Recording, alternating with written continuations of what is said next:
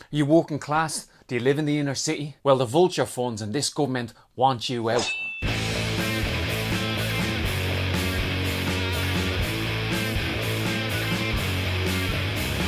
I grew up in Dublin 8, in Fatima Mansions flats. But over the last few years I've seen this area change. I walk around the area and what do I see? I see boarded up flats.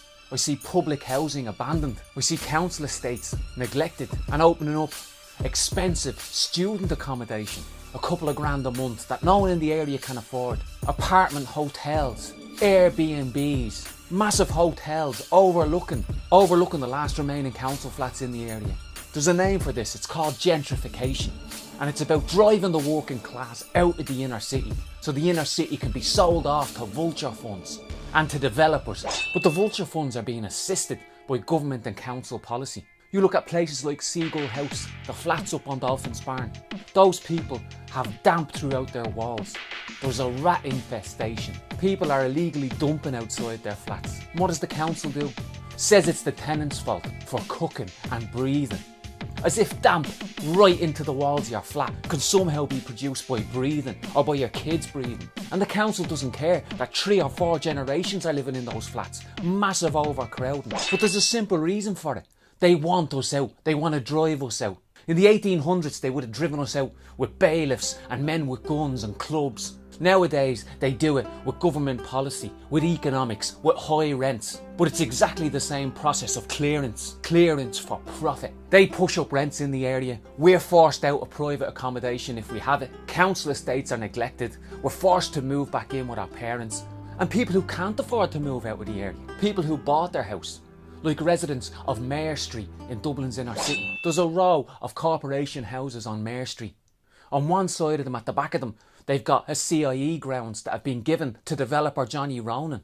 He got it at a massive discount and will make a huge profit from it. On the other side of them, they've got buildings being built by vulture fund Kennedy Wilson. On 4 sides of them, they're hemmed in. Their sunlight has been stolen. Their houses, their clothes, everything is covered in dust. Fine silica dust, which is damaging to the lungs. These working class communities are being deprived of their light, deprived of their air, punished because they won't leave. And when Kennedy Wilson or one of these vulture funds builds a hotel 1 inch away from their landing window, what does Dublin City Council do? Nothing. Gives the vulture fund permission to build there. And the flats that Kennedy Wilson, the vulture fund, are building aren't for us. 3,300 a month.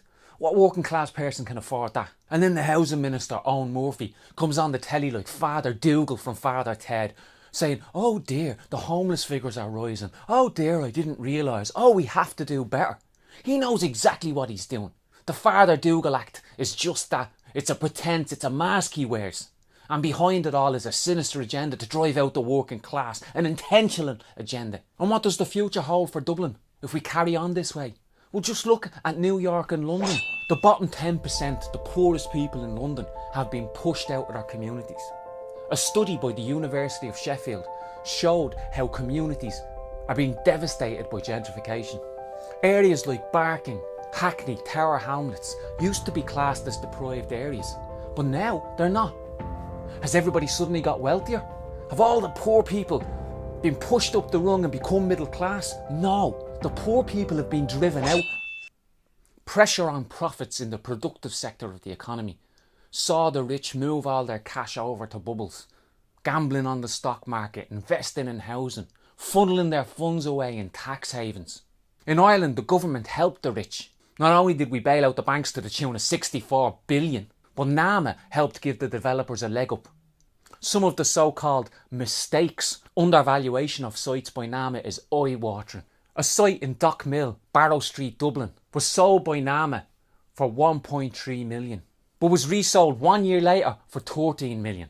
NAMA had over 12,000 loans on its books, and only 11 of those loans that were investigated saw the taxpayer lose over 300 million. If you estimate how much of a loss the taxpayer has taken because of NAMA bailing out the developers, some estimates have it as high as 18 billion, as much as the money that Apple owes us, and enough to build 100,000 houses. We need to stand up and fight back. Firstly, by joining the national protest on May the 18th, and thousands of people will take to the streets at 1 o'clock in Parnell Square. Secondly, there's local elections in May. You need to vote out Fianna Fáil, Fine Gael and Labour. All the establishment parties need to take a hit for what they've done to us.